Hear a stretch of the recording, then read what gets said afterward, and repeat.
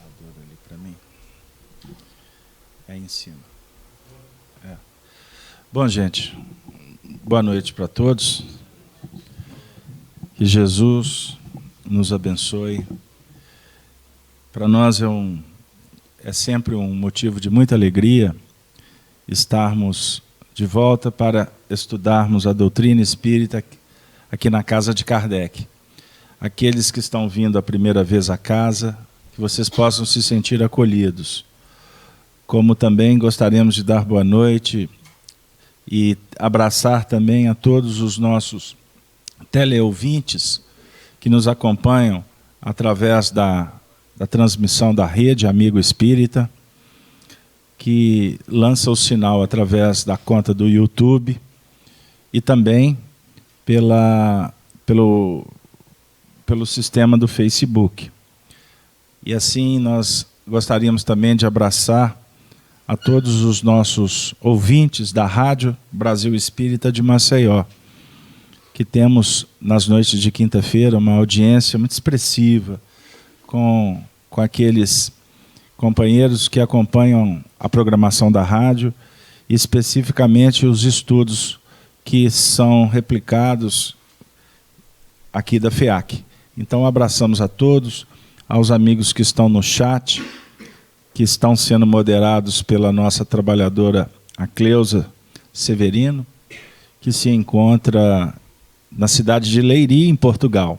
Ela faz parte da equipe e ela vai conversando com as pessoas que frequentam o chat, que fazem debates, lançam perguntas, comentários, que por certo, contribuem com o nosso trabalho aqui da casa. Aqueles que quiserem participar, que se encontram conosco aqui, levanta o dedo que o Júlio leva o microfone para vocês participarem. O microfone é necessário, porque senão quem estiver em casa não vai poder ouvir as participações. Nós também agradecemos a presença do Júlio. Júlio é um trabalhador da FEAC, está conosco aí, divide o trabalho conosco nos sábados, com o estudo do Apocalipse. Seja bem-vindo, viu, Júlio? Obrigado, Beto. Boa noite a todos. Bom, gente, sem delongas, nós trabalhamos nas quintas-feiras com o estudo do Livro dos Espíritos, que é a obra básica da doutrina espírita. Livro esse que foi publicado no dia 18 de abril do ano de 1857, em Paris, França. Livro que foi coordenado por Allan Kardec. Ele é composto por 1019 questões, perguntas que foram formuladas aos espíritos, e nós temos então a resposta dessa equipe, que é coordenada por Jesus, e os comentários que constam no livro foi feito por Allan Kardec. Então não existe espiritismo sem Kardec, sem a codificação espírita. Então vamos lá, temos que estudar. Lembrando que Kardec é o patrono desta casa também.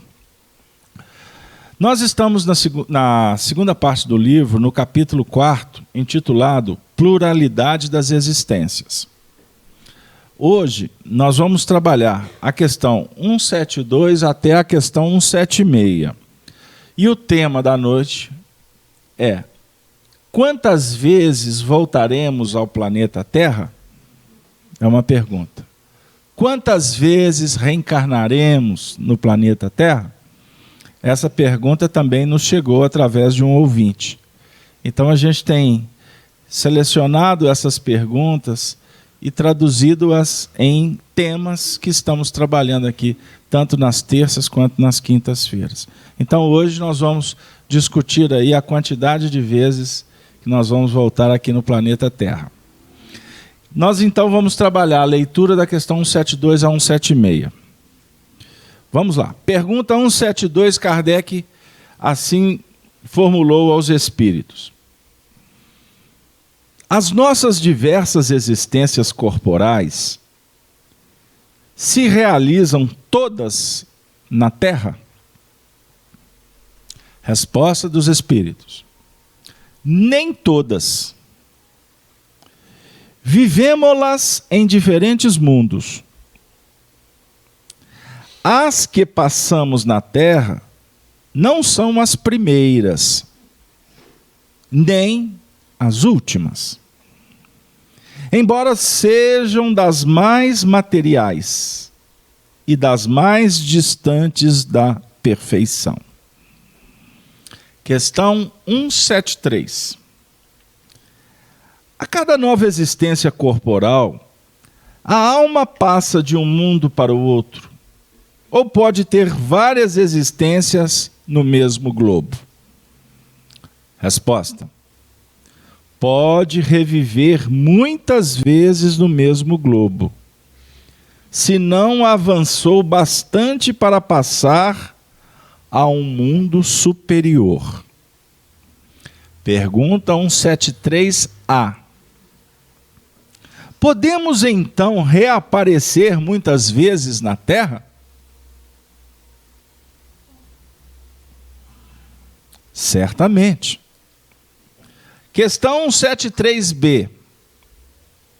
Podemos voltar à Terra depois de termos vivido em outros mundos? Seguramente. É possível que já tenhas vivido em outros mundos e na Terra. Questão 174. Voltar a viver na Terra é uma necessidade? Resposta: não. Mas se não progredistes, podereis ir para outro mundo que não seja melhor e que pode até ser pior. 175. Haverá alguma vantagem em voltar a habitar a Terra? Resposta: nenhuma vantagem particular, a menos que seja em missão. Caso em que aí se progride, como em qualquer outro mundo. Está terminando. 175A. Não se teria mais feliz permanecendo na condição de espírito? Não. Estacionar-se-ia, e o que se quer é avançar para Deus. E por fim, questão 176. Depois de terem encarnado em outros mundos, os espíritos podem encarnar na Terra sem que aqui jamais tenham estado? Resposta: sim. Do mesmo modo que vós em outros globos. Todos os mundos são solidários. O que não se faz num, faz no outro. Ponto. Nós fizemos esse apanhado, a leitura dessas questões, porque são perguntas bem objetivas, com respostas assim, também bem sintéticas. Então, para que a gente possa trabalhar esse bloco aqui, de uma forma agora a traduzi-lo e encaminhar para um conteúdo que possa nos ajudar nesse momento da nossa vida. Eu chamo a atenção que todo o estudo doutrinário espírita, ele propõe que nós utilizemos destes estudos para o benefício nosso nesse momento em que estamos nos desenvolvendo na vida.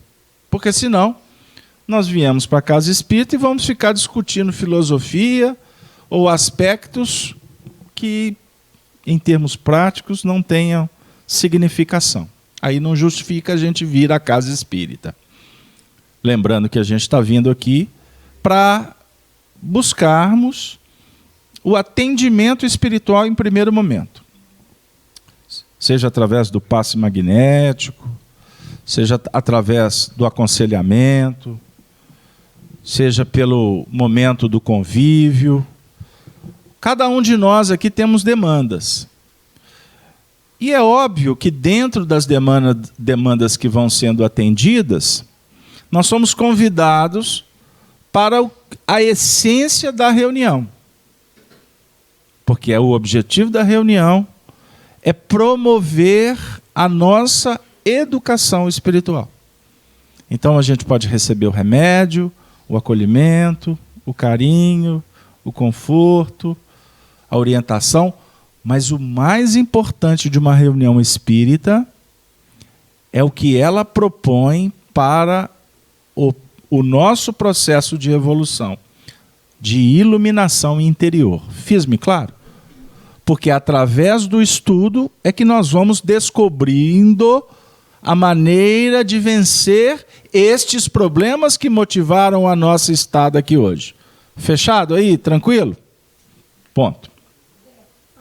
Por favor. Só um minutinho.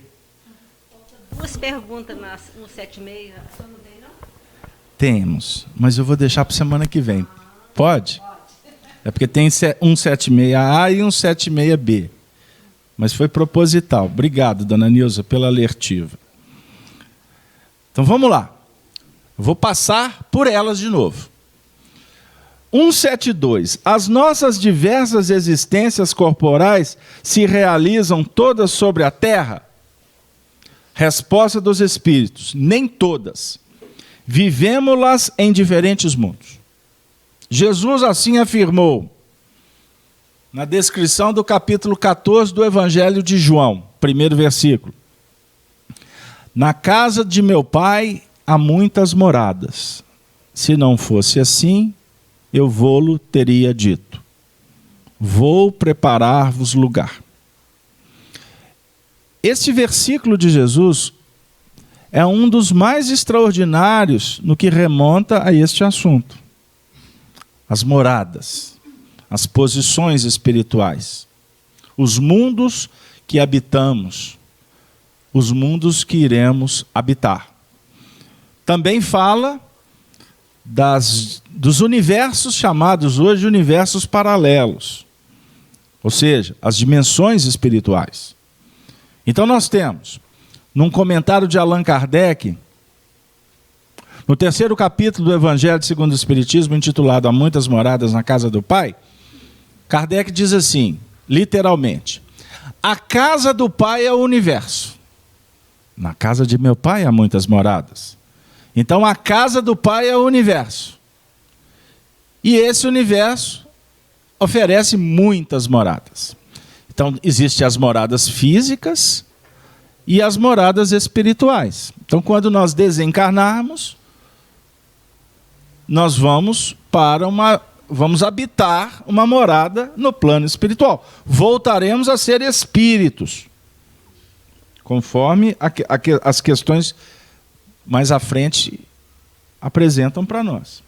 Então, quando você desencarnar, você vai para uma ambiência que, inclusive, define convivência, trabalho, escola. Ambiências espirituais que oferecem terapêuticas. Então, tem clínicas, tem hospitais. Então, o mundo espiritual nos oferece moradas. Como moradas também são planetas, estrelas, e que vão ser habitadas de acordo com a necessidade evolutiva de cada espírito que vive nesse mundo físico, em Marte, em Júpiter. O desafio da ciência terrena é localizar, é identificar a vida nos planetas. E nos planetas, por exemplo, que compõem o nosso sistema solar, não se identifica vida. Por quê? Não necessariamente a vida nesses planetas são como a vida que nós temos neste planeta nosso, dentro de uma análise material. Ficou claro isso aí? Ponto. Não vamos entrar no mérito para não criar discussões desnecessárias. Porque o mais importante para nós, nesse momento, é refletirmos que existem também as moradas íntimas. O reino do céu ou o inferno, conforme as religiões discutem, na realidade são moradas espirituais que estão dentro de nós. Então nós, leva lá na evangelização, ok. Nós podemos eleger céu ou podemos eleger inferno. Numa análise doutrinária, podemos ir para o nosso lar, intimamente, como podemos ir para o umbral, para as regiões inferiores. E estas habitações, portanto, elas configuram o estado íntimo de cada um. Então, quando o indivíduo desencarna, por exemplo, ele vai habitar a região que ele fomentou, que ele escolheu, que ele construiu na sua vida terrena. Como é que você constrói? Como é que você fomenta? Como é que você alimenta?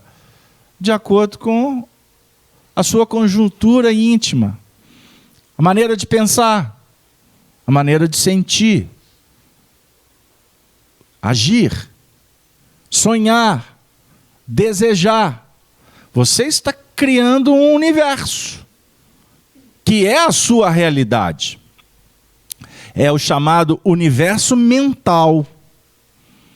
Então nós somos espíritos que estamos aqui vibrando a partir do nosso desenvolvimento. Então eu posso vibrar no bem, posso vibrar no mal. Eu costumo dizer o seguinte, para quem está começando em espiritismo, uma das perguntas que mais bate na nossa porta: para onde que eu vou depois que eu desencarnar? Aí eu costumo dizer assim: como é que andam os seus sonhos? Melhor mudar esse assunto, né, Júlio? Graças a Deus, nem sonhar eu sonho, Casaberto. Então tá bom. Mas como é que andam as suas noites aí? Você começa a ter alguns indícios. Porque o que vai acontecer à noite com você, na realidade, é um reflexo do que aconteceu durante o dia. Então o indivíduo brigou o dia inteiro. De noite ele quer sonhar em ir para a ambiência da paz? Ah, Casaberto, eu faço prece. Mas essa prece sua, meu filho, costuma ser apenas um pedido ali, uma limpeza, assim. Você está lá com um painel todo sujo, é como se você estivesse passando assim, um cotonete ali naquela parede ali para limpar. Essa prece, ela tem uma função, ela tem um resultado. Mas não basta prece, porque senão nós vamos ser místicos. Eu continuo procurando o sacerdote para resolver o meu problema. Ou então eu continuo indo na casa espírita só para resolver problema. Pode vir, tá, gente? A FIAC está aberta, a equipe está pronta para trabalhar. Pode vir. Mas o que Jesus espera de vocês é que vocês saiam da condição de pedintes. Olha o que eu estou dizendo. Com todo respeito, tá bom? Porque eu chego aqui todo dia e faço minhas preces. Senhor, dá uma aliviada. Sou bobo, não é? Eu sei que a prece funciona. Eu falo: Jesus, menos. Me ajuda aí. Eu sei que na hora que termina a reunião eu arrependo de ter pedido, mas eu peço. Porque eu vou estudando doutrina espírita e vou percebendo que se ele tirar o problema eu não evoluo, eu não cresço. Mas pode pedir, tá, gente? Não tem problema, não. Mas entenda bem, eu chego, sou acolhido, sou atendido. Aí daqui a pouco Jesus fala assim: agora toma o livro. Aí o Júlio abre o livro dos Espíritos. Como é que foi a questão que você separou, Júlio? 872. Leia o trecho que você separou para nós. A questão 872. Finalzinho dela. No capítulo que fala da lei de liberdade.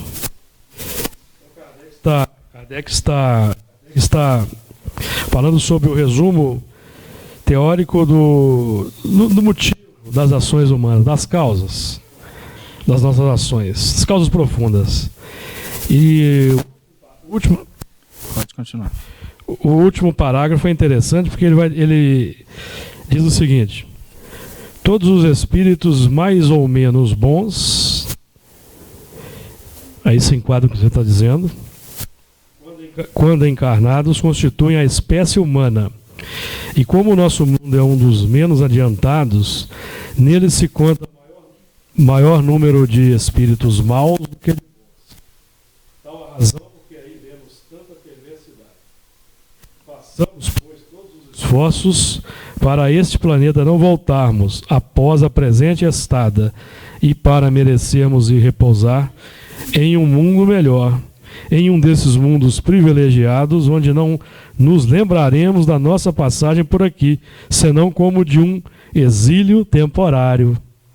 Esse pensamento de Kardec é extraordinário, porque ele derruba uma boa parcela do misticismo que temos com relação, certo? A nossa presença na Terra. Nós podemos almejar ir para outros mundos, mas aí nós temos que realizar todo o trabalho sobre o qual você vem dizendo aí, a transformação moral, o saneamento mental, o saneamento dos pensamentos, o saneamento das emoções, administrar as emoções. Nós não vamos deixar de ter emoções de um dia para o outro, mas nós não podemos mais alimentar certas emoções, temos que administrá-las. Perfeito? Porque tal dia, tal noite. Só para recolocar. Tal dia, tal noite. Eu estava falando dos sonhos. Tal vida, tal morte. Então, quando desencarnarmos, a somatória dos nossos sonhos vão definir para nós o que nós vamos encontrar lá na frente. Então, no atual estágio evolutivo do planeta, como o Júlio lembrou aqui para nós nos encontramos num processo ainda muito atrasado de evolução. Por quê? Os nossos esforços ainda estão voltados para as nossas realizações terrenas, para as nossas aquisições transitórias.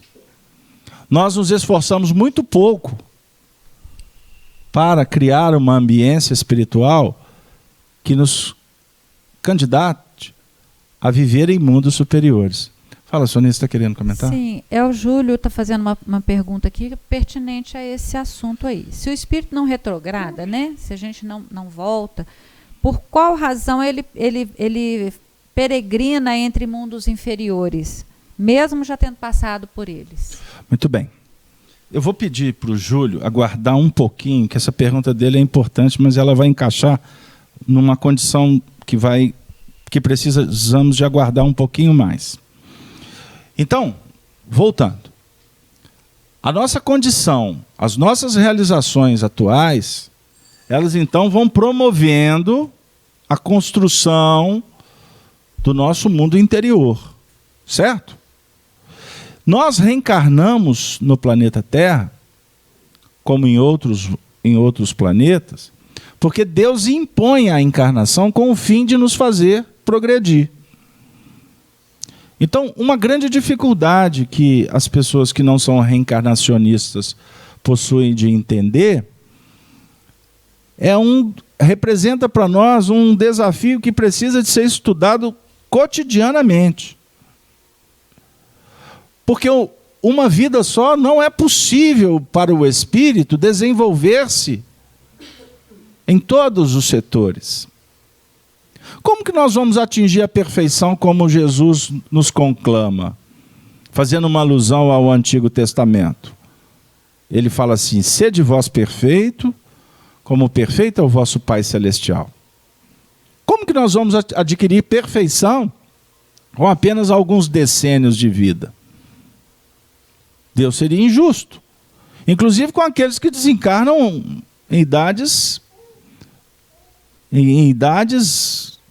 por exemplo, de uma criança, de um jovem, uma pessoa com meia idade. Por que nós encontramos pessoas, por exemplo, com idades mais avançadas, que não têm a bagagem que outros costumam apresentar para nós em poucas décadas de vida? E aí a gente entra na discussão da chamada justiça divina. Por que uma criança reencarna cega de nascença. Por que os acidentes que promovem traumas? Por que uma bala perdida? Por que tantas coisas que visitam a nós outros que estamos na terra, enquanto outros costumam passar uma vida inteira com uma pseudo-facilidade?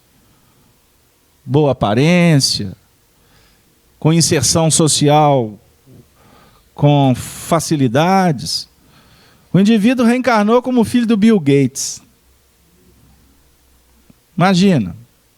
E como o Bill Gates é um educador, hein?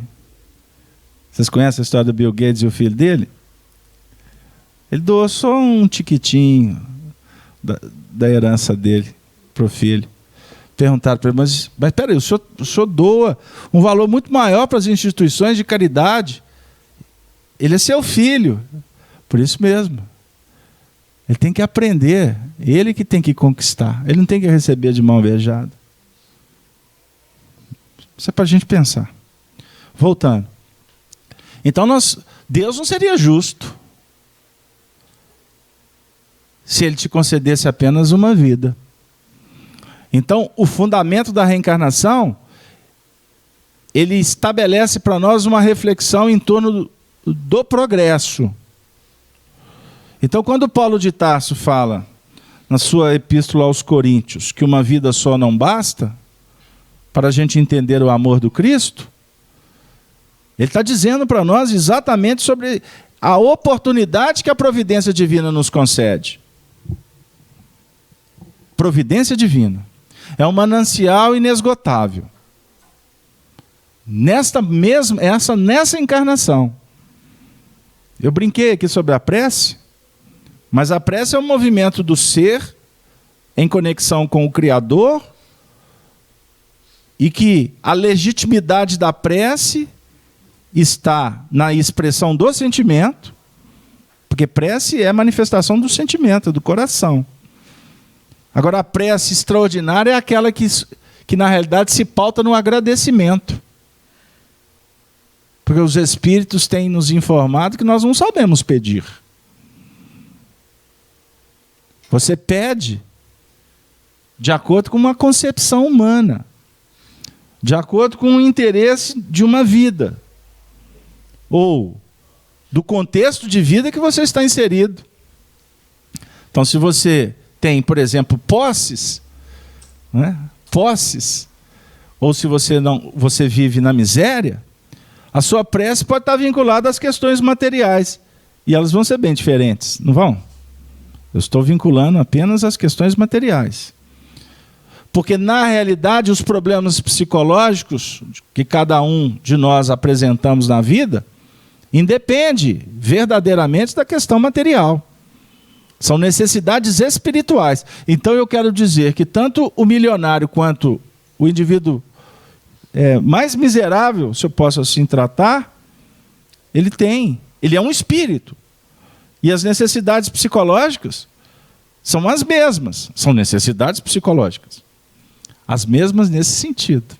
Ou seja, o indivíduo vive, respira, sente, tem emoção, tem raiva, tem alegrias, tem tristeza, frustrações, euforia, tem necessidade de entretenimento, tem depressão, vive sob pressão.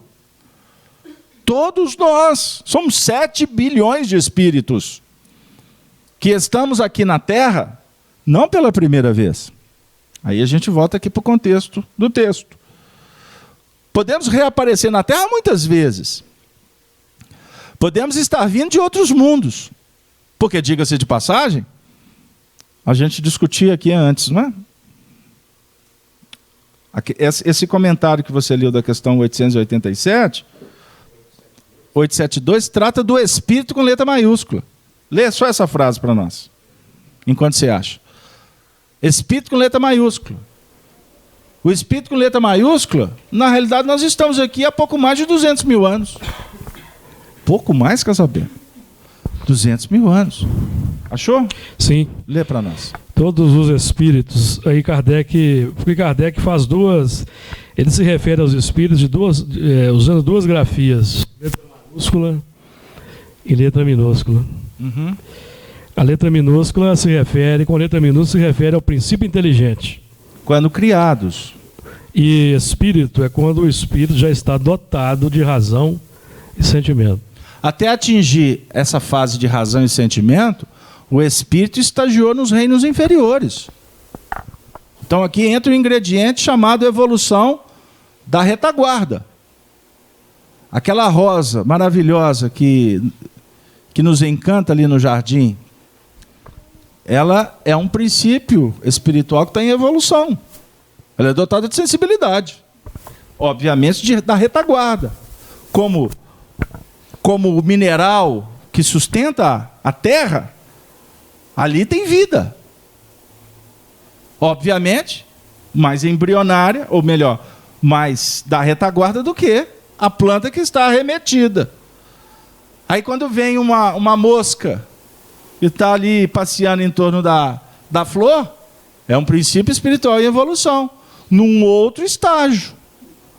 Aí daqui a pouco surge um outro tipo de inseto. É uma outra etapa. Aí daqui a pouco surge um batráquio que vai se alimentar do inseto. É um outro estágio. Aí daqui a pouco vem uma cobra que vai se alimentar do batráquio. É um outro estágio. Aí daqui a pouco vem um animal, um crocodilo, que vai abocanhar a cobra. É um outro estágio. Aí daqui a pouco nós temos os mamíferos. Eu saí dos répteis, né? Então existem determinados lagartos que, por exemplo, ficam muito tempo no sol. Se alimenta do quê? Processos iniciais da fototaxia. Estão desenvolvendo os princípios da epífise, da hipófise no futuro. Hein? Aí um dia, mais à frente, ele vai se tornar um mamífero, como eu interrompi, até chegar, por exemplo, num estágio de um símio. Um macaco. Um macaco que já apresenta rudimentos de inteligência. Mais inteligência, por exemplo, do que um animal da retaguarda. Observe a inteligência, entre aspas, de um cão. Você vai verificar que é um tipo de inteligência diferenciada do que um lobo feroz da selva. Já é um animal domesticado naturalmente. Porque existem animais da selva que se você for criá-los desde o nascimento num ambiente humano, ele não tem capacidade de ser domesticado. Pegaram aí? Então, aqueles que já se expressam num processo de mais sensibilidade, você vê claramente que são animais, que são princípios espirituais que estão mais próximos ao homem. Qual que é a faixa demarcatória? É do macaco para o homem? Não. Porque entre o macaco e o homem, existem estágios do espírito que vão ser vivenciados em outros orbes, com formas que para nós seriam teratológicas. Então, para não haver agressão aos nossos olhos, eles vão ser trabalhados em mundos que possuem esses tipos de estrutura para que eles se desenvolvam no habitat natural, até chegar um momento em que ele vai poder mergulhar num corpo humanoide. Pegaram aí? Então, há milhões de anos atrás, qual que era a estrutura do Homo sapiens? Aí nós vamos começar a discutir a evolução do próprio homem no orbe. Há 200 mil anos começou a aparecer o Homo sapiens. A sociedade constituída a sociedade conhecida há 30 mil anos. O que é 30 mil anos na evolução? Aí começamos a chegar como humanidade. Qual que era a quantidade? Qual que era a população na era primitiva? Ínfima, perto de uma população hoje caminhando para 8 bilhões de espíritos. De onde que vieram tudo isso? Produção em série? Deus tem uma fábrica lá de produção de espírito que vai, gera. Aí sai igual produção de parafuso. Não é assim. Pegaram aí? O processo é maravilhoso. Mas para não confundir nem cansá-los, porque o tema pode se tornar árido, vamos pensar no homem dotado de razão e de sentimento. O homem intelectual.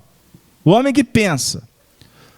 Aí nós vamos, inclusive, na nossa sociedade, identificar uma escala evolutiva. Você tem aqui um homem do seu lado, que ele pode estar com a mente ainda vibrando nas faixas da caverna, enquanto outros já estão vibrando nas faixas da intelectualidade superior, lidando ou se desenvolvendo como um grande filósofo. Pegaram aí o que eu quero dizer? Nós vamos encontrar na nossa sociedade, no nosso convívio, espíritos crianças. Infantis. Literalmente infantis.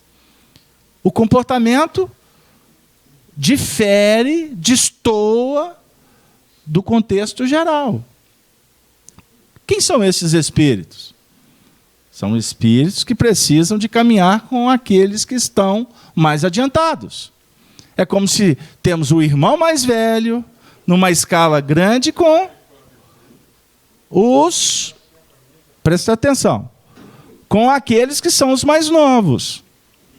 Agora, você não pode... Deus não vai exigir do espírito criança que dê respostas como o mais velho, que já é dotado de informações, de experiências. Pegaram aí? Os mais velhos, qual o compromisso deles? Auxiliar os mais novos. Porque os que são mais velhos, em se comparando com outras dimensões espirituais, são crianças também. Então essa escala é infinita. Quem foi Jesus? Quem é Jesus? Eu vou definir a minha expressão. Quem foi Jesus, no seu sentido de individualidade, que esteve aqui há 2000 anos atrás? Sem sombra de dúvida, um espírito muito experiente perto de todos os grandes exemplos que nós vamos pensar na história da humanidade. Tudo que ele fez, ele o fez porque ele sabe fazer. Porque ele aprendeu. Por que ele andava por cima das águas? Por que ele anulava a lei da gravidade? Por que ele transformava a água em vinho? Por que ele tinha capacidade da visão a cegos? Por que ele conhecia da mediunidade de uma forma tão esplendorosa? Por que ele é o médium dos médiuns? Nós estudamos a mediunidade com Allan Kardec, a partir do ano de 1861, quando ele lançou o Livro dos Médiuns, num grande projeto para que a gente entenda que a mediunidade ela é orgânica. A mediunidade é um dom, é um tipo de sensibilidade, porém extrasensorial, que todos os espíritos possuem num grau mais elevado, ou mais ostensivo, ou menos elevado, menos ostensivo. Todos vocês têm sensibilidade, o chamado sexto sentido. Se temos o tato, o olfato, o paladar, a audição e a visão, você também tem a mediunidade. Você acreditando ou não acreditando, você tem mediunidade. O que é mediunidade? Essa é o sensório que você, através dele, registra o que está para além do que os olhos humanos não percebam, do que os ouvidos, o olfato, o paladar não identifica. Ou seja, há muitas moradas na casa do Pai. Há muitas moradas na casa do Pai. Você pode frequentar essas moradas? Pode. Você habita uma morada. A encarnação. Nós estamos aqui. Mas essa reunião aqui, ela é um mini curso dos mais precários para a gente começar a estudar como ir para outras moradas. Casalberto, eu não quero morrer, não. Calma, você não vai morrer. Porque quando você tem a sua faculdade mediúnica ampliada, na realidade você está fazendo você está entrando por um portal sem saber. A sua sensibilidade te coloca numa sala na qual está ocupada por espíritos. E você não sabe, mas você sente, você registra. Já aconteceu com você estar recebendo, por exemplo, um passe magnético? Aí, naquele momento de oração, de repente você sente uma onda calorífica. Você sente uma expressão que balsamiza. Depois do passe, a dor de cabeça foi embora. Mas existem momentos que você pode ter a certeza de que alguém, que não foi o passista, não foi nenhum encarnado que estava ali dentro da sala, tocou uma determinada região do seu corpo. Já aconteceu isso com alguém aqui? Quem foi? Se o passista está lá a meio metro de distância, porque se ele chegar perto, ele perde o emprego aqui na casa. Que não é a função do passista. O passista, ele é instrumento para transmitir energia. Ponto. Acabou? Fechou? Mas alguém pegou na minha cabeça, Casalberto, e não foi aquele moço. Quem foi? Ou então aquele momento que tu está lá na sua casa, de repente, num instante mais singelo, mais assim, muito intenso, você vê a imagem de uma pessoa. Aí passa um pouco, essa pessoa te procura. Aí você tem informação que aconteceu algo extraordinário com essa pessoa. Engraçado. Sonhei! E agora tudo está acontecendo. Já aconteceu isso com vocês? Já aconteceu? Pois é. Isso está sendo acionado a sua capacidade de interagir com o mundo espiritual. Então, isso para nós é muito importante a gente começar a pensar sem misticismo, sem levar para determinados lances que costumam dificultar muito mais e dar emprego para outros. Aí eu preciso de alguém para me explicar. Aí eu tenho que ir lá na seita tal, na Assembleia X, para me ter explicação. E eu vou apostar que a maioria não vão ter explicações razoáveis para nos ajudar. Aí costumamos até afirmar, né? É milagre, é coisa de Deus, ou é do demônio. Porque quando não sabe, aí empurra para um lado ou para o outro. Se tiver na igreja, é coisa de Deus. Mas se o indivíduo não vai na igreja, olha o demônio, fica de olho. Porque aí eu uso o demônio para atrair o indivíduo. Para o indivíduo fazer parte da comunidade. As pessoas fazem por maldade? Não. Porque ignoram. Aí o indivíduo está possesso. Ele está vivendo um problema de uma obsessão contumaz. Alguns casos de subjugação. Ele se torna marionete na mão dos espíritos. Cai pelas ruas, comportamentos mais estranhos, surta. É coisa do demônio. Então vamos exorcizar o demônio. Leva lá na igreja. Aí costuma juntar lá a turma toda lá. Aí tem uns que é mais forte, né? Não, tem que ser com fulano. Fulano tem uma potência poderoso para expulsar demônio. Aí costuma o indivíduo entrar lá na sessão lá. Costuma até dar certo, porque os espíritos saem do corpo do indivíduo e fica rindo o outro lá. Aí depois que sai do lado de fora, garra tudo de novo. Por que que tem a obsessão? Ah, Carlos Alberto, agora o assunto começa a tomar outro rumo, né, Júlio? Por que que tem a obsessão? O que que é obsessão? A mediunidade não conduzida.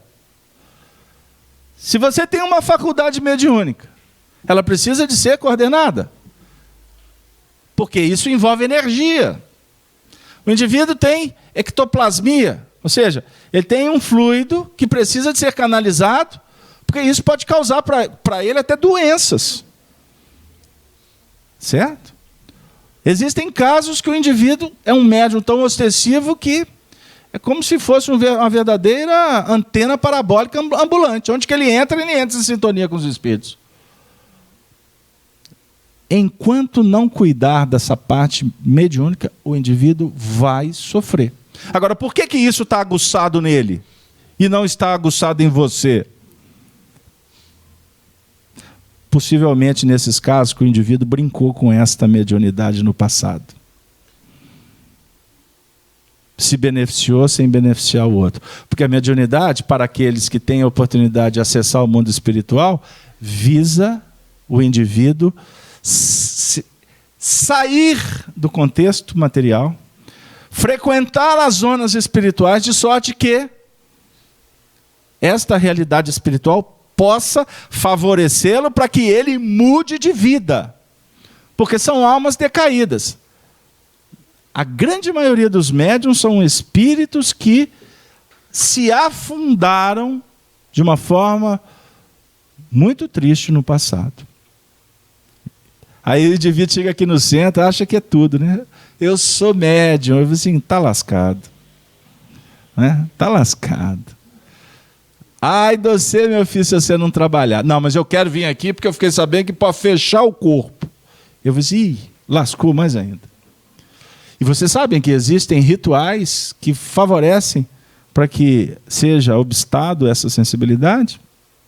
Existe. Na Umbanda acontece, no Candomblé acontece. Mas quando o indivíduo realmente tem compromisso, nem lá eles conseguem. Porque vai fechar o que está aberto. Se está aberto, foi aberto pela providência divina. É como se eu fosse arrancar o olho do indivíduo, ele não vai mais ver. Eu vou tirar vou dificultar o aparelho auditivo dele, ele não vai mais ouvir. Não é bem assim. Vem cá, vamos estudar, vamos trabalhar com Jesus para você aprender a utilizar dessa ferramenta para promover o bem. Promovendo o bem passa a advogar a sua causa, a sua vida. A vantagem de voltar a habitar a Terra é a questão 175. Sem dúvida alguma. Vamos voltar? A questão 132, não lida aqui hoje, diz assim: qual o objetivo da reencarnação? Resposta dos Espíritos. Seleciona a lei para mim, Júlio. Você vai ler o comentário para nós. A resposta é: Deus vos impõe a reencarnação com o fim de vos fazer progredir. Para uns é expiação, para outros uma missão. Lê apenas um pequeno trecho. Mas para alcançarem essa perfeição, continuando de onde você parou, para alcançarem essa perfeição tem que sofrer todas as vicissitudes da existência corporal. Nisso é que está a expiação. Visa ainda... Aqui nós temos vários aspectos aqui que são muito importantes, porque tem que sofrer as vicissitudes da existência corporal para alcançarem a perfeição. O espírito vai se depurando, vai deixando para trás as amarras com o passado, vai transformando instintos, paixões em virtudes, e assim ele vai avançando. E o espírito, quando nós encontramos aqui, para uns é expiação, para outros missão. Na verdade é o seguinte, nós podemos considerar que para todos nós aqui estamos, mesmo sob a jurisprudência da expiação, na expiação nós também temos uma missão de desenvolver uma virtude. O que é expiação? A expiação é aquele instituto da misericórdia de Deus que nos favorece com um impedimento temporário para realizarmos aquelas ações que vínhamos realizando até aquela presente data sem forças para vencer o arrastamento. Dá um exemplo. Então o elemento, por exemplo, o elemento que aqui de um exemplo de acontecimentos muito comuns hoje em dia, infelizmente, que são suicídios. Se atira de um prédio, pode reencarnar na próxima existência sem membros locomotores, por exemplo. Ou, como acontece na maioria das vezes, com o cérebro destrambelhado. Então, sem membros locomotores, ele não vai poder, ele não vai subir mais a uma grande altura e se atirar de lá. Então, a expiação tem uma finalidade misericordiosa e terapêutica, para que o indivíduo não cometa mais a transgressão à lei de Deus. Certo? Ficou claro aí, gente? Nós não estamos dizendo aqui... Passa para ele, porque ele vai trocar. Nós não estamos dizendo aqui de uma forma fechada. Não é? Mas existem, por exemplo, a cegueira, a surdez. Existem alguns casos, e entenda o que eu estou dizendo. Não estou fechando e falando que tudo é assim. Mas costuma a surdez, a cegueira, o indivíduo deu um tiro no próprio ouvido. Então ele afeta a sua estrutura perispiritual. Nós temos o corpo físico e temos o corpo espiritual, que é o modelador do corpo físico. Então as nossas ações que promovem uma, vamos dizer, ruptura da tessitura espiritual do nosso corpo físico, ela vai ter repercussão no corpo físico, no corpo espiritual. Fiz-me claro? Ah, mas por que Deus permite? É uma questão de ajustes que o espírito precisa para se redirecionar, para se recompor. Para se recompor. Deu aí? Isso é importante para a gente. Nós não vamos tratar o assunto como se fosse uma punição, como se fosse um castigo. Não é bem isso. É o próprio espírito que promove, vamos dizer assim, uma pseudo-autodestruição. Então ele mesmo terá que se recompor. E então a reencarnação, o corpo físico lesado, o corpo físico vai funcionar como se fosse um mata-borrão, uma esponja, um filtro que traduz as disfunções que estão em nível espiritual. Então, as doenças congênitas, por exemplo, elas representam o indivíduo está herdando um problema que vem dos pais. Se ele herda, não é, as questões genéticas, se ele vai reproduzir as doenças que vieram dos antepassados, é porque ele, na sua estrutura espiritual, já tem a predisposição para herdar a disfunção. Então, por exemplo, você tem um histórico de câncer na família. Não significa que todos, na árvore genealógica, terão que desencarnar de câncer. Mas quem desencarnar de câncer porque vovó, porque o vovô, porque papai, é porque este espírito já trouxe a predisposição para tal, face às suas complicações, às suas dificuldades no passado. Certinho? Então existem doenças que não têm a ver com um comportamento atual. Já essa mesma doença pode ser o resultado de umas escolhas nesta existência. Se não tem a ver com as escolhas dessa existência, é porque isso já veio na ficha reencarnatória do indivíduo. Então, quando o espírito vai se preparar para reencarnar na Terra, que é a nossa nave acolhedora, bendita, ele passa por um processo de um planejamento muito auspicioso, muito detalhado. o mapa cromossômico, a sua estrutura, toda ela é discutida no mundo espiritual. Pegaram aí? Então, a gente fala de uma maneira mais generalizada, porque o nosso objetivo aqui é estimulá-los a, no caso do interesse, mergulhar nos assuntos. Depois a gente dá as fontes. Nós damos a dica.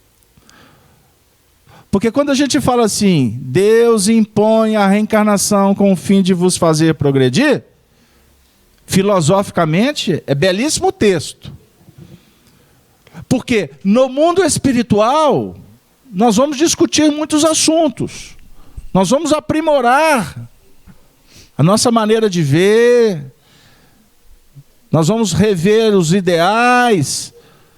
Mas o importante, o que vai definir o crescimento espiritual é quando o indivíduo mergulha na terra, na carne.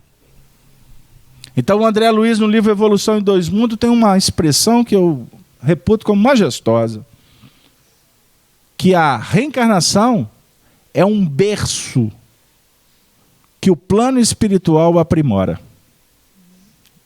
Isso é belíssimo. Então, a reencarnação é um berço purificador. Nós vamos nascer, vamos viver, vamos conviver, vamos morrer e vamos renascer. Bem-aventurados são aqueles que começam a entender que a vida tem um objetivo. E esse objetivo precisa de ser tratado, cuidado, com muita sabedoria. Costuma a gente vir na reunião espírita, eu vou repetir, como um momento importante, como um momento valoroso para o nosso crescimento, é o meu momento de orar, de estar com Deus. Mas eu vou dizer para vocês com todo carinho e todo respeito, fraternal, se você quiser investir, não se limite apenas a alguns minutos durante a semana. Pense melhor. Porque essa criança que está no seu colo não é uma criança que veio por acaso. Amada pela mãe. Né? Ela precisa do seu amor sempre. Como todos nós viemos aqui por amor que Deus tem para conosco.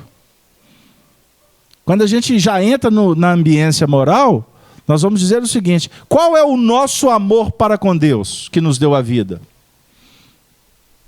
Qual é o amor que nós temos para Deus? Ah, Casabel, não tem amor não, eu tenho medo. Eu tenho respeito. Eu não sei nem quem é Deus. Eu aprendi que Deus é o Criador. Olha aqui, não fica com vergonha não, tá? Se isso que passa pela sua cabeça, não se sinta o último dos moicanos, não, porque tem milhões e milhões de pessoas que pensam igual a vocês. Não tem problema. E Deus não vai ficar magoado, não. Eu não tenho nem coragem, Casabel. Ele não vai ficar magoado com você. Você duvidar. Você não acreditar. Não tem problema, isso não vai alterar. Agora, eu posso dizer uma coisa para quem não acredita. Comece a acreditar na sua vida que você já está, de uma certa forma, acreditando em Deus. Acredita na sua vida que você vai estar dando um grande passo. Agora, se você julga que a vida termina com o último suspiro e com o túmulo quando se fecha, eu posso dizer que essa concepção sua vai mudar. Vai mudar. Querendo ou não, vai mudar. Porque você é um espírito que está vivendo uma pequena experiência como um homem. Uma experiência humana. Isso é uma experiência, mas você é espírito. O mundo espiritual, de onde que nós viemos, é que é o mundo definitivo. Esse mundo aqui, daqui a pouco acabou. Eu tenho visto aí uns vídeos, chegam nessas redes sociais, a gente vê tantas coisas bonitas, né? Tantos filósofos. Ah, o que vale na vida São as experiências. Aí a gente encanta, aí tem as abordagens. E muitas vezes a gente observa que são expressões que a gente se encanta com elas, mas poucos investem em aplicar estes projetos como verdadeiros projetos de vida. Fica tudo no blá, blá, blá. Aí a gente costuma passar anos e anos sentados e as coisas não modificam. Pode falar, Sônia, para a gente caminhar. Pois eu achei interessante a pergunta da Marinalva, ao assunto que você tocou aí. Se a pessoa reencarna com algum problema físico, né, e durante a sua existência aparece a cura, ela tem a condição de fazer uma cirurgia, a tecnologia ajuda, se isso é uma bondade, né, uma aquisição do espírito para melhorar. Vamos pensar uma coisa. Ninguém nasceu para morrer de fome. Eu quero dizer o seguinte, todos nós estamos aqui para nos alimentarmos, nos agigantarmos, crescermos como espíritos. Então, nós temos um princípio de conservação que ele é a base para todos nós para manter a vida. Manter a vida. Então, quando se descobre, por exemplo, uma doença, já que a pergunta foi nesse sentido, essa doença, ela, portanto, vai dizer um pouco das nossas necessidades espirituais, certo? Então tá, então eu descobri que eu estou doente, então tá, então agora eu vou queimar meus problemas, vou queimar meu karma, não é assim que o pessoal fala, Júlio? Aí ele entrega, aí não quer saber de médico, não vai cuidar. Essa postura é uma postura de autoextermínio. Porque nós estamos na vida para lutar pela vida, certo? Você tem que procurar trabalhar de sorte a preservar a vida. E os recursos que a ciência nos oferece hoje são recursos que existem para serem utilizados. Básico. E aí vai nos aspectos psicológicos um pensamento para a gente refletir. Se você for discutir com os especialistas, todos aqueles que descobrem as doenças, principalmente as doenças graves, são aqueles que são convidados para desenvolver a fé na manutenção da vida. Nós temos amigos que lidam, por exemplo, na área da qualidade de morte. Já ouviram falar isso? Qualidade de morte. São especialistas que lidam com pacientes terminais. Fazem trabalhos extraordinários. E eles nos contam como as lições de luta pela vida destes pacientes são gigantescas. Se a gente for fazer um estágio nesses ambientes, não tenha dúvida que você vai mudar muitos dos seus conceitos de vida. Certo? Então existem doenças que são vencidas pela fé do indivíduo e os recursos que a ciência oferece. Se são superadas, ela cumpriu a função dela, que é fazer com que o indivíduo lute pela vida. Entenderam? Porque existem alguns casos que o indivíduo está vivendo esse processo porque ontem ele barateou a vida. Ele não se preocupou com a vida. Ele, por exemplo, suicidou. Então ele vem com esse processo agora para desenvolver esses potenciais e lutar pela vida. E como esses espíritos crescem? Para não dizer o quanto existem pessoas que nós conhecemos e lidamos com elas, que elas estão nos mostrando sobre esse assunto. Lutam até o fim. E é interessante quando a gente lida com aqueles casos que o indivíduo está lutando para preservar a vida, mas ao mesmo tempo ele tem uma consciência da imortalidade. Então é uma luta nobre, mas é uma luta dentro de princípios equilibrados, aonde o indivíduo diz assim: eu luto pela vida, mas se eu tiver que partir, a partida é para uma viagem. Nós temos dificuldades, viu? Nós temos muitas dificuldades nesse assunto. Tamanho é o nosso apego. Tamanho é o nosso envolvimento com as coisas da terra. Chico Xavier tem uma frase que cala fundo no meu coração, que será divulgada em breve. O Chico diz assim, ele já estava com mais de 80 anos. Ele diz assim: a minha vida foi um curso permanente de despedidas. Um curso permanente de despedidas. Meus amigos, despedida, para nós aqui significa desvinculação, desapego. O Chico, na sua existência atual, desde os 5 anos de idade, com 5 anos de idade, ele teve a primeira despedida. Ele ficou órfão. A mãe dele desencarnou. Isso se deu em 1915. Ele nasceu no dia 2 de abril de 1910.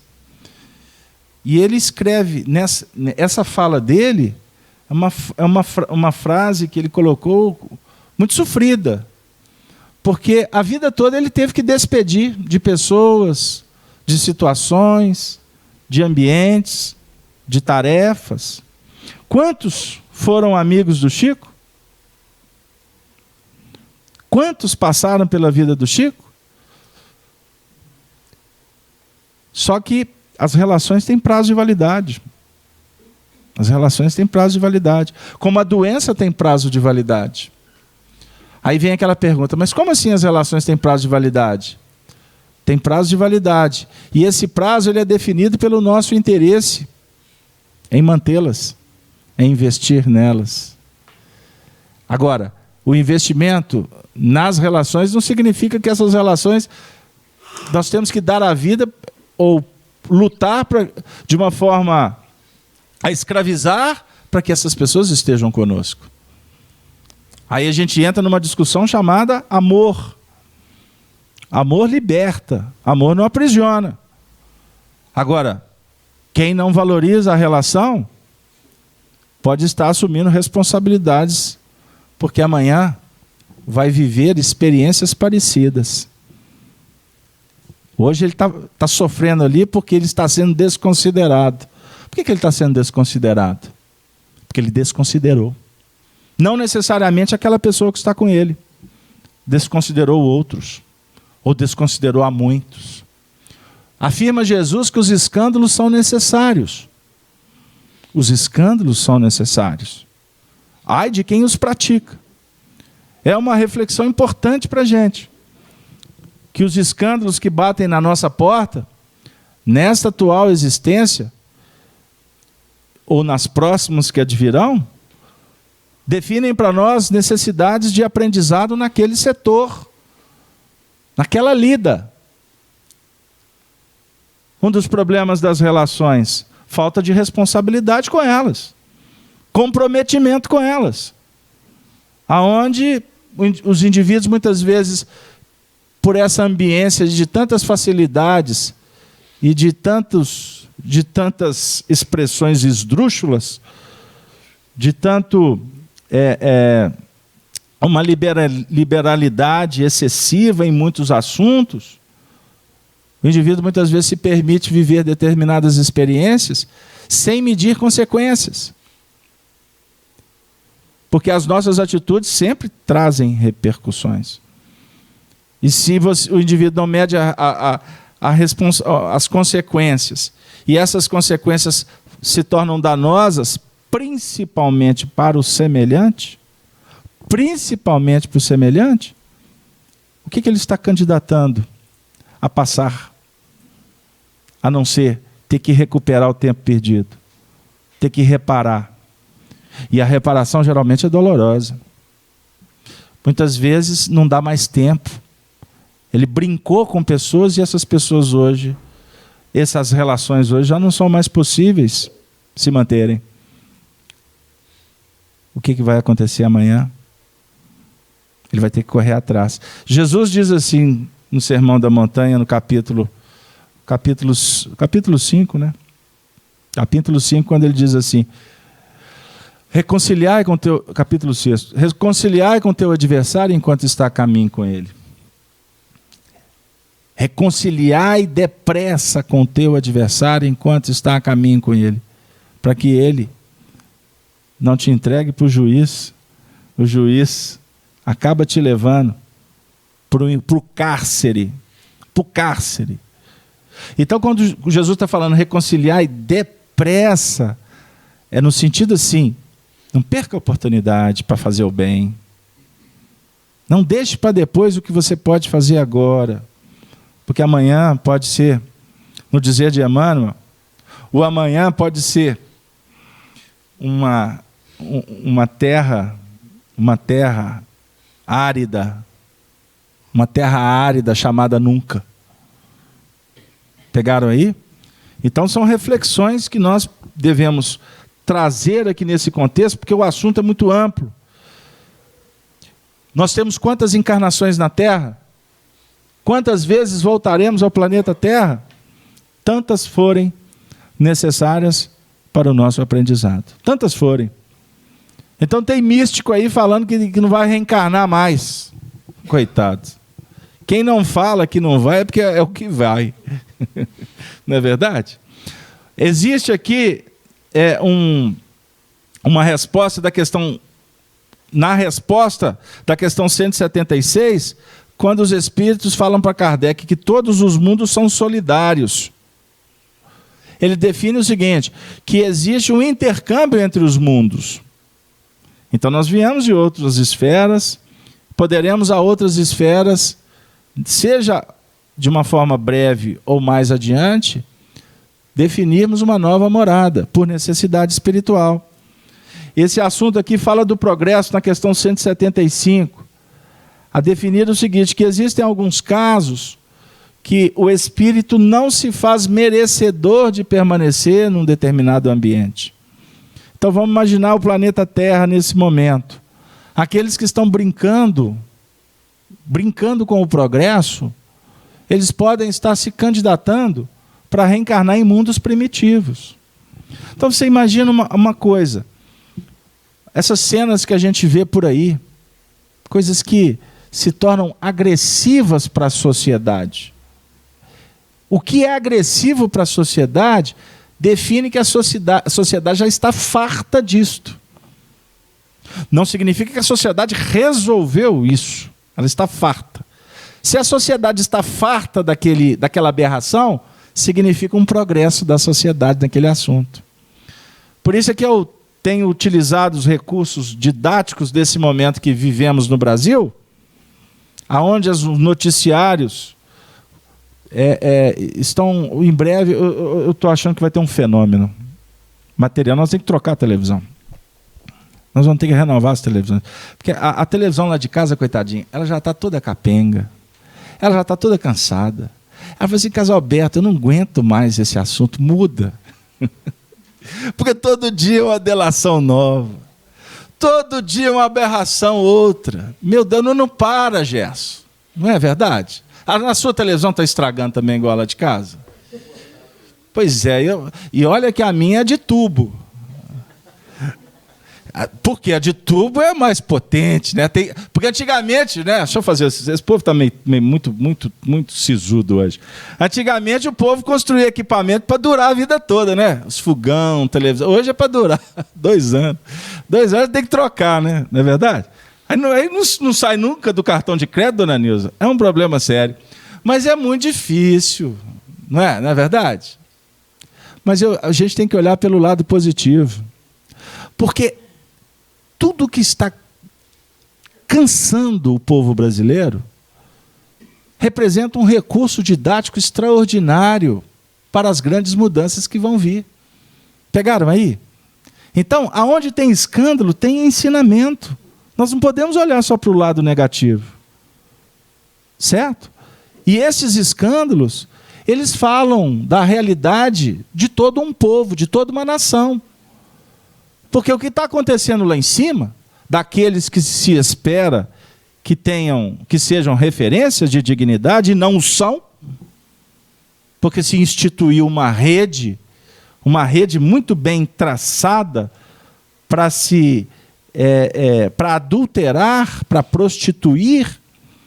Na realidade, isso acontece em todas as esferas desse país. Em todas as esferas. Nós vamos lembrar daquela frase que era dita na década de 70, né? O negócio é levar vantagem em tudo, certo? Lembra do Gerson? Levar vantagem em tudo, certo? O povo novo aqui não sabe o que eu estou falando, não. Mas não tem problema, não. Agora eu estou conversando só com a minha geração, né? Com a minha geração. Mas o brasileiro, ele quer levar em tudo, certo? Errado. Não é bem assim que a gente está aprendendo com Jesus. Não é levar vantagem. Porque o que vale, na realidade, é a gente ter a oportunidade de atender o outro, de favorecer o outro. Porque essa teoria de vantagem pessoal, só pensar em si mesmo, azar do outro, é que está instaurando esse estado caótico que nós vivemos. Então existem espíritos que a gente fica assim, meu Deus, são espíritos que estão em outras faixas. Será que eles vão voltar para esse planeta? Imagine essas gangues que andam com fuzil, metralhadora, dando tiro para todo lado, não quer nem saber, como se fosse uma aventura, para promover o quê? Para promover o quê? O tráfico, não é? Que um tráfico, que essas redes são mantidas por, inclusive, indivíduos que estão no topo da sociedade e que não aparecem. Pegaram aí? O negócio é complexo. A gente só vê a ponta do iceberg. Agora, estes que estão fazendo acontecer, que estupram crianças, a pedofilia, meu Deus, são espíritos que estão adoentados, são pacientes psiquiátricos com periculosidade altíssima. Para onde que vão esses espíritos? Eles vão reencarnar com idiotia? Com paralisia cerebral? Ou vocês acham que uma criança que vai reencarnar com microcefalia é apenas em função de uma picada de um mosquito? Ou uma criança que reencarna aidética é só porque a mãe ou o pai é gene? Uma figura teratológica que não tem braços, pernas. Nós conhecemos casos. O indivíduo não tem os braços, as pernas, surdo, mudo e cego. E a mãe balança aquele toquinho com tanto amor. Quem que é essa mãe que está balançando esse toquinho? É uma apóstola de Jesus. São seres que reencarnam para tentar dar oportunidade para esses espíritos, para receber amor, para que eles possam, ao longo do tempo, começar a reconstituir a estrutura física. Ou seja, não vai ser uma encarnação que o indivíduo vai conseguir. Precisa de um processo de milênios para recompor. Imagina um indivíduo que estoura o próprio corpo como uma bomba. Vamos refletir. Ele vai para o inferno? Ele vai ser acolhido numa manjedoura. Agora, um ambiente de um mundo diferente não vai ser um ambiente que a gente está vendo nesses guetos das grandes cidades. O mundo regenerado vai ser muito diferente. Agora, o processo, nós estamos acompanhando esse processo no momento dos mais conturbados da história da humanidade. Agora, por que nós fazemos parte desses 7 bilhões de espíritos? Por que nós viemos reencarnar no Brasil? Nós já reencarnamos muitas vezes. Os espíritos que viveram a época da codificação espírita, na fala de Emmanuel, mais de 16 milhões de franceses que viveram no período de Kardec vieram para o Brasil. O Chico dizia, né? Pensa que o brasileiro tem muito mais afinidade em escutar a Marselhesa do que estudar a história de Espanha. Somos de onde nós viemos? Da França? Da Itália? Quantos alemães estão reencarnados no Brasil trabalhando no movimento espírita? Eu costumo dizer que no espiritismo tem muito mais alemão do que italiano. Porque nós espíritas andamos com o coração gelado, indiferente, mas com uma necessidade de trabalhar absurda. Os Habsburgos, que entraram na Espanha com o casamento de Felipe Hermoso com Joana, Chico Xavier e Arnaldo, os Habsburgos que entraram na Espanha, os Habsburgos que vieram para cá. Vocês estão assistindo a novela da princesa Leopoldina que casou com Pedro I? Habsburgo. Habsburgo. Ali começa a chegada dos alemães, dos germanos. Nós temos aqui uma nação que temos expressões de todas as culturas, de todas as nacionalidades reencarnados aqui. O indivíduo é lá do sertão de Goiás, mas costuma ter sido um príncipe, costuma ter sido um monarca, mas está lá cuidando do gado, lá no Goiás, como eles falam. Não é? Ou convivendo conosco aqui, varrendo a rua. Vocês já tiveram a oportunidade de conversar com os andarilhos? Essa população que anda pelas ruas? Nós fizemos atendimento espiritual com eles muitos anos. Quantos filósofos que nós já conversamos? Quantos intelectuais? Como espíritos arrogantes? Trabalhamos na comunidade muito tempo. Quantos palácios nós entramos para dar paz, levar evangelho? E, na realidade, ali 2 quartinhos ali, mas se você vê do lado de fora, é um castelo em miniatura. E está lá no topo do morro.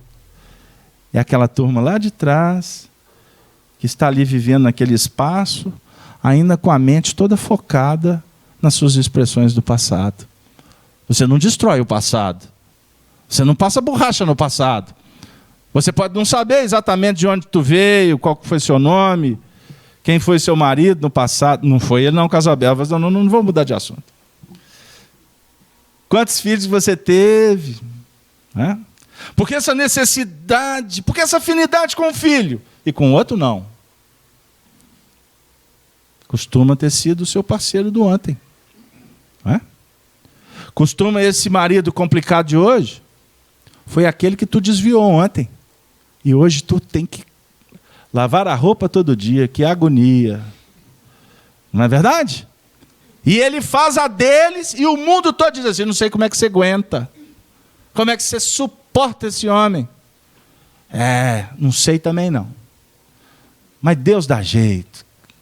Deus dá jeito. Aí os anos vão passando, Deus não deu jeito não. E continua do mesmo jeitinho. E ela lá, e chega e fala assim, eu perdi minha vida cuidando dele. Mas se falasse, separa dele, ela desestrutura. Não, deixa eu quietinha lá. Por quê?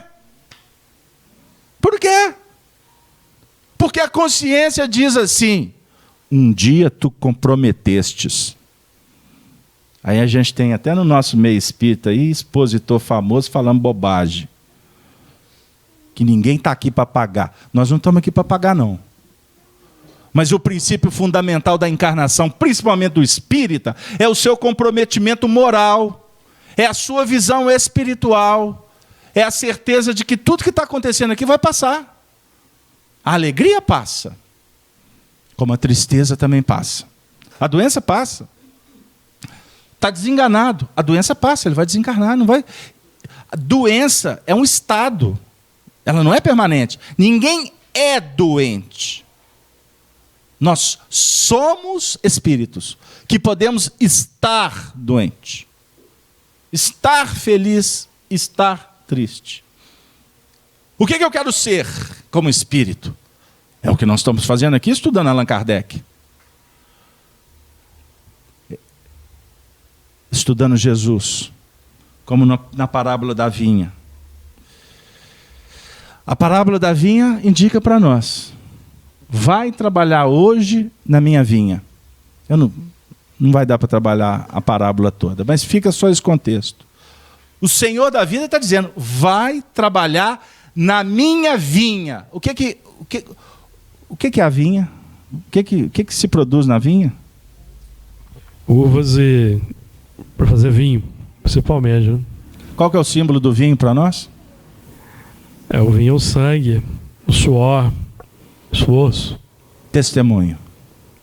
O sacrifício. O vinho também é sabedoria. Alegria. Simbólico, viu, gente? O povo vai sair daqui e vai, falou. E como naquela anedota do, né? Jesus liberou, né? Aí complica o processo todo. Vai trabalhar na vinha. Como que se produzia vinho antigamente? Como é que era o lagar? O vinho era pisado.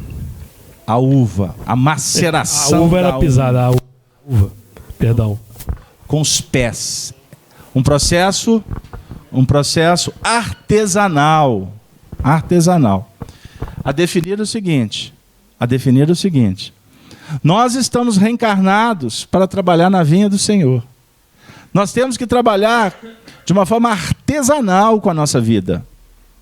Nos preparando no burilamento da nossa maneira de ver e de sentir a vida. Porque nós não estamos aqui, vou repetir, nós não nascemos para sofrer. Nós nascemos para buscar a felicidade. Agora, a felicidade é conforme o mundo ou conforme o eterno. Allan Kardec, na Revista Espírita de 1863, Júlio, tem um texto maravilhoso que ele diz assim, que o Espiritismo nos dá tudo que precisamos para sermos felizes na Terra. Tudo. Aí eu fiquei pensando com Kardec. Senhor Kardec, mas que história é essa? Porque no Evangelho segundo o Espiritismo, está uma definição que a gente não pode pensar na felicidade na Terra, porque aqui é um mundo de expiação e prova, né? Então nós podemos pensar em momentos felizes, como diz o poeta. Felicidade não existe, o que existe na vida são momentos felizes, certo? E eu fiquei assim, Kardec, o que o senhor está querendo dizer então? Afinal de contas, dá para ser feliz ou não dá para ser feliz? Aí ele nos explicou num texto magistral. O Espiritismo dá tudo que o indivíduo precisa para ser feliz na Terra. Porque o Espiritismo nos explica a razão da vida. O Espiritismo nos mostra a necessidade que cada um possui. E o Espiritismo também define para a gente que nós temos tudo o que nós precisamos. Aí eu falei assim, agora o negócio apertou. Mas como é que é, seu Kardec? O Espiritismo afirma que nós temos tudo o que nós precisamos para ser felizes. Inclusive a dor? Inclusive a dor. Porque se tiver descompreensão, perceberás que a dor é um buril de luz para aprimorar a nossa intimidade. E aí a gente vai entendendo que se a gente aprender a viver com o que a gente tem, a gente passa a redimensionar as nossas necessidades. O problema da nossa infelicidade é porque não estamos dispostos a abrir mão daquilo que nos felicita. Pegaram? Amar é se entregar. Amar é libertar. Amar é esperar. Amar é abençoar. Com a compreensão que a doutrina espírita nos oferece, a gente deixa de olhar para o algoz como uma alma que quer nos infelicitar. A gente passa a olhar para o algoz como um ser que precisa de misericórdia. Ele está doente, ele não é doente. E se isso aconteceu para mim, é porque eu tenho capacidade, eu tenho condições de administrar, de absorver, de filtrar. E, acima de tudo, de sair desta situação com dignidade. Que Deus nos abençoe nessas nossas reflexões. Eu agradeço a presença de todos vocês, de todos os amigos que estão no chat, e gostaria, Soni, de convidar, se você me permite, o Júlio para vir aqui à frente, para ele fazer a prece final por nós. Muito obrigado.